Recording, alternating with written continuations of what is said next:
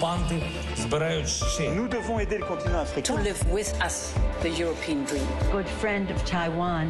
Europe 1, bonjour. Europe 1, il est 6h52. L'heure de retrouver la revue de presse internationale et les correspondants d'Europe 1 à l'étranger comme tous les matins. Bien sûr, nous partons d'abord à Londres retrouver Élodie Goulesque. Bonjour Élodie. Bonjour. Alors ce matin, un drôle de comeback politique agite les médias chez vous. Eh bien ici, c'est David Cameron qui fait la une des journaux. Oui, vous avez bien entendu, l'ancien Premier ministre britannique, initiateur du Brexit. Retour à la case départ, titre d'ailleurs le tabloïd Daily Mirror. Le désormais Lord Cameron, plutôt centriste chez les conservateurs, a été nommé nouveau ministre des Affaires étrangères par Rishi Sunak. Un retour qui suscite de vives réactions à la droite du parti, titre de Daily Telegraph. Réactions mitigées aussi dans la population britannique.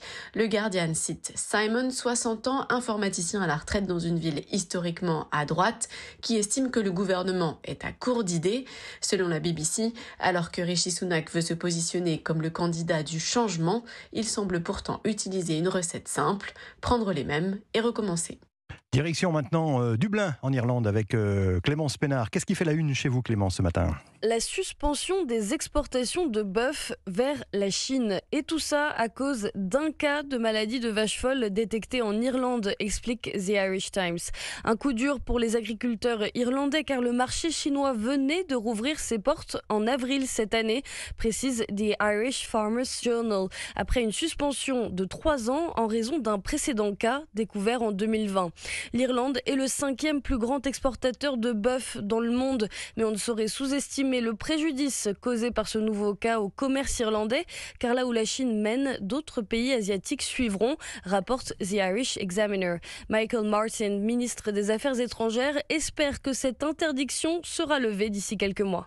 Nous sommes enfin en Grèce avec Clémentine Athanasiadis. De quoi parlent les journaux du pays, Clémentine ? Eh bien, de la délinquance juvénile. Le quotidien de gauche Iavi s'inquiète d'actes de plus en plus violents et de plus en plus fréquents. Presque quotidiennement, les autorités enregistrent des infractions, souligne le journal. Les derniers chiffres publiés par la police grecque sont jugés très préoccupants par le quotidien Ikathemerini. Rien qu'en septembre, quelques 1350 mineurs ont été arrêtés. Vol, agression physique et possession d'armes sont parmi les incidents les plus courants selon les données reprises par la presse. Interviewée par le journal Ikathemerini, une pédopsychiatre explique cette violence en groupe par le sentiment d'appartenance qu'elle confère et comme le résultat d'un manque de perspective. La pédopsychiatre insiste notamment sur le rôle majeur que doit jouer l'école pour ces adolescents en manque de repères. La revue de presse internationale tous les matins sur Europe 1. Merci Clémentine Athanasiadis, merci à nos correspondants.